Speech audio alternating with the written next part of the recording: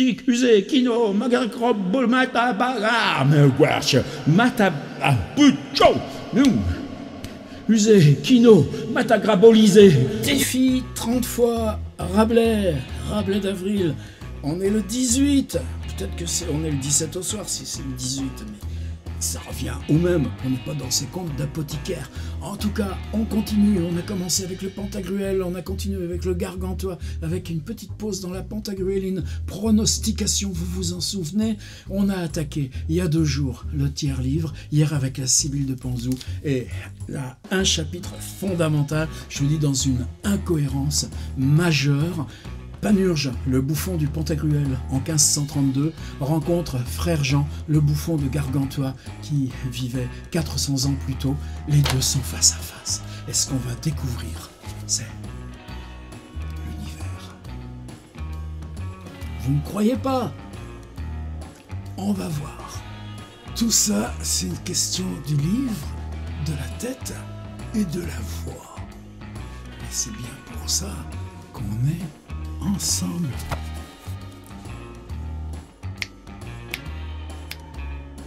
Tiens-moi un peu joyeux, mon bédon. Je me sens tout matagrabolisé en mon esprit. Les propos de ce folle endiablé.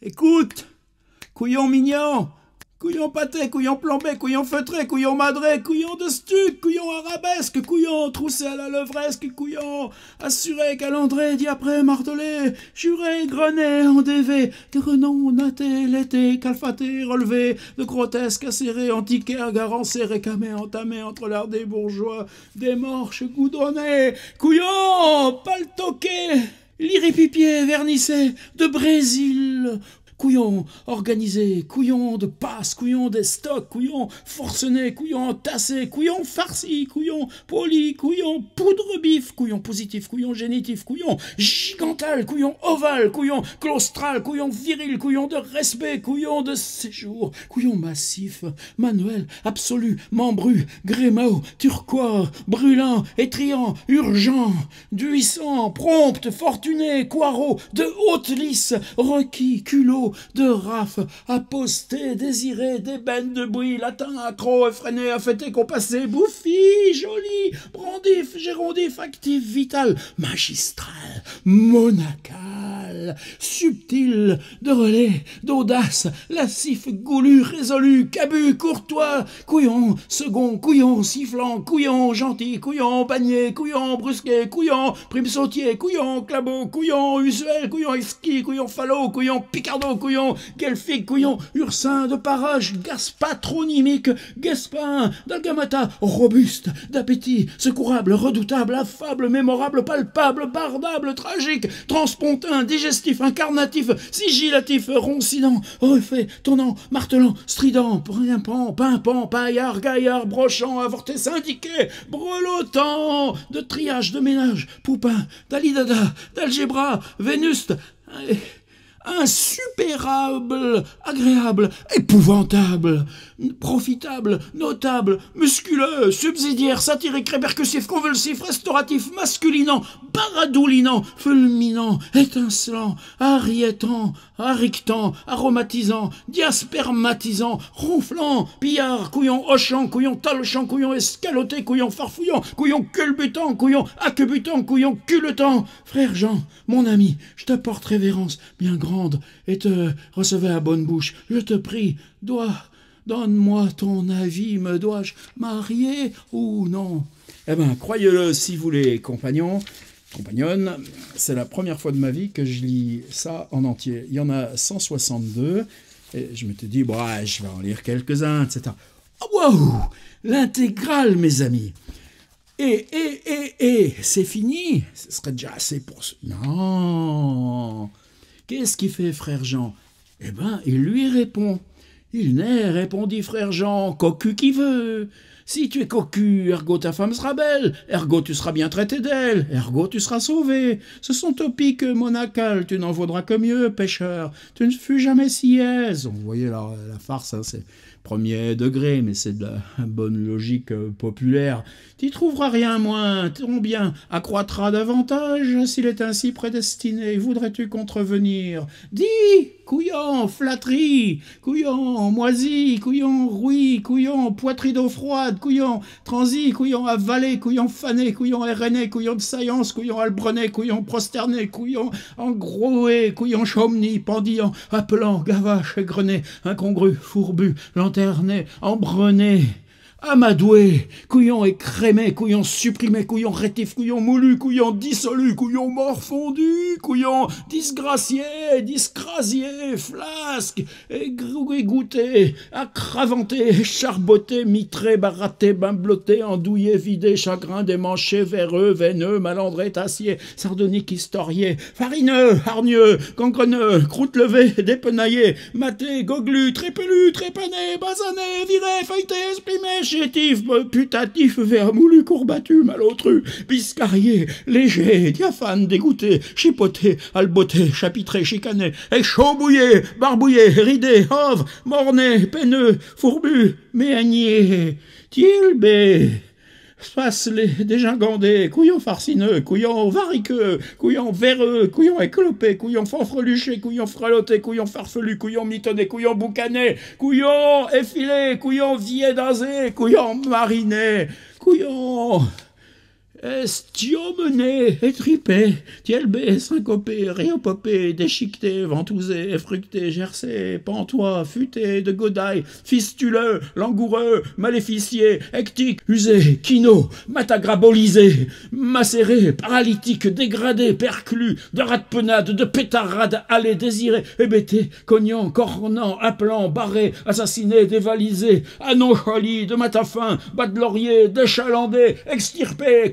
constipé, grêlé, couillon souffleté, couillon busté, couillon corneté, couillon talmusé, couillon balafré, couillon héruité, couillon putois, couillon poussé, couillon frileux, couillon scrupuleux, couillon fêlé, couillon rance, couillon diminutif, couillon tintalorisé, marpeau, rouillé, indague, antidaté, manchot, confus, maussade, accablé, affablé, désolé, décadent, adoreux, soleucisant, mince, ulcéré, bobliné, engourdeli, anéanti de zéro, fripé, freluchant, couillonna au diable, Panurge, mon ami, puisqu'ainsi t'es prédestiné. Voudrais-tu faire rétrograder les planètes, démancher toutes les sphères célestes, proposer erreur aux intelligences motrices, et pointer les fuseaux, articuler les verteaux, calomnier les bobines, approcher les détrichoirs, condamner les fondrières, défiler les pelotons de Pars, tes fièvres cartaines couillues, tu serais pique les géants. Viens ça, couillot, aimerais-tu être mieux jaloux sans cause que cocu sans connaissance? Eh ben, au 162, couillon positif, génitif, etc., mais tout gentil et tout zif, de Panurge s'adressant à Frère Jean. Frère Jean répond à Panurge par 162, exactement le même nombre, adjectifs de la langue française, mais toutes dépréciatifs. Voilà. C'est pas beau tout ça. Alors, évidemment, entre les deux, qu'est-ce que je vous laisse? C'est-à-dire, ils sont en train de marcher le long de la Vienne ou de la Loire? De la Loire. Entre Caen et Montsoreau. Il y a deux églises, on entend les églises, on entend les cloches. C'est-à-dire, c'est le son et le rythme qui vous vient du dehors, qui génère la suite de ces répétitions. Couillon moisi, couillon flétré, couillon... Entends-tu les cloches, frère Jean, que te disent? Couillon flétré, couillon moisi, couillon... Voilà. Et là, par contre, tout d'un coup, vous oubliez le coup des 162 adjectifs, pile 162 adjectifs face, pour vous retrouver dans ce truc de comment simplement le rythme de la marche, le rythme du fleuve, et puis ces cloches qu'on entend au loin, et que c'est déchiffrer même ce que disaient les cloches, qui fait que tout d'un coup, la parole devient seulement ce qui répond à ce son vaguement entendu en osmose avec l'eau, le vent, etc. Est-ce que j'ai fini?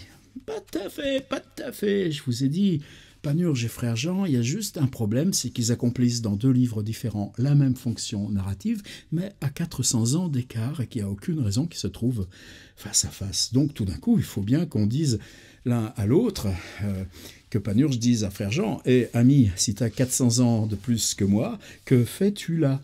Et tout simplement, Frère Jean va répondre à Panurge « En es-tu sûr? Quel âge as-tu, mon gars ?» Et là, on a ce passage. « Je t'entends, dit Frère Jean.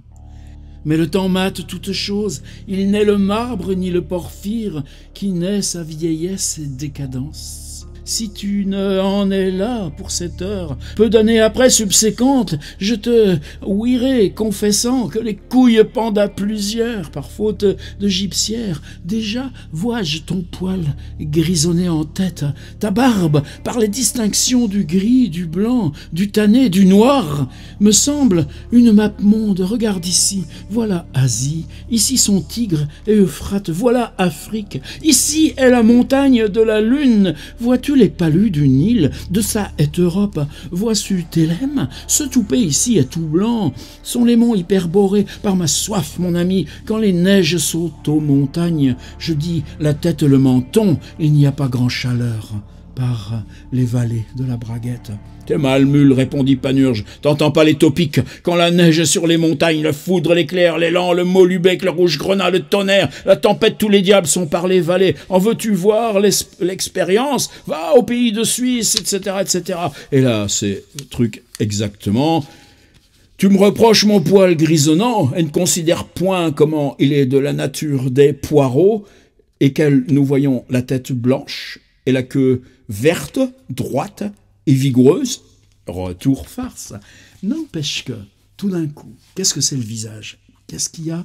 Est-ce que le visage peut compter quand l'organe même de la parole, c'est dicter ce qui est dans le livre, donc quelque chose qui vous traverse venant d'une autorité extérieure?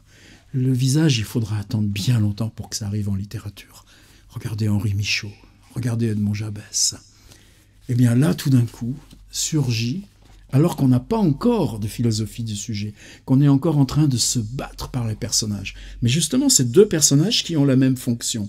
Donc, parce qu'ils sont face à face avec une incohérence de temps, ils doivent se distinguer. Et il n'y a que cette notion du temps pour se distinguer. Donc les 2 personnages s'écartent l'un de l'autre.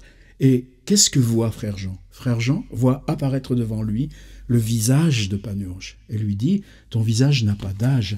Et ce qui est fabuleux, c'est que dans sa description, il y a la barbe, et la barbe devient une map monde. C'est-à-dire que je ne sais pas dire un visage. Comment je pourrais avoir un outil conceptuel qui me permet de représenter un visage? Il y a des peintres de portraits.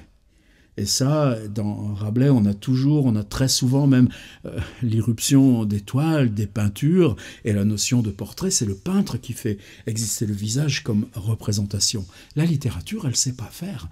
Et donc tout d'un coup, dans cette distension, arrive un visage, et la seule allégorie, le seul outil technique qui permet de dire, de poser, de faire exister dans la langue le visage, eh ben, c'est le visage du monde. C'est-à-dire que le visage devient la carte entière du monde. C'est-à-dire que chaque visage, si on est homme, porte en lui, là, par tout le gris et blanc et les taches de la barbe, c'est l'incarnation même d'une représentation du monde. Représentation allégorique, pour cette fois-là, je peux employer le mot. Regardez comme tout ce passage est en noir et blanc. On est en gris, toutes les nuances du gris et du blanc sont là. Par contre, Panurge, lui, va répondre avec le mot rouge dans Les Tempêtes et les Diables, et puis ensuite le mot vert, les poireaux, que chacun sait, ont les cheveux blancs, mais la queue droite verte et vigoureuse. On arrête là, parce que c'était le 18, que demain c'est le 19, et que j'ai envie que vous soyez là pour continuer, que vous ayez envie qu'on continue, continue, on est toujours dans le tiers-livre, il faudrait faire une intégrale du tiers-livre.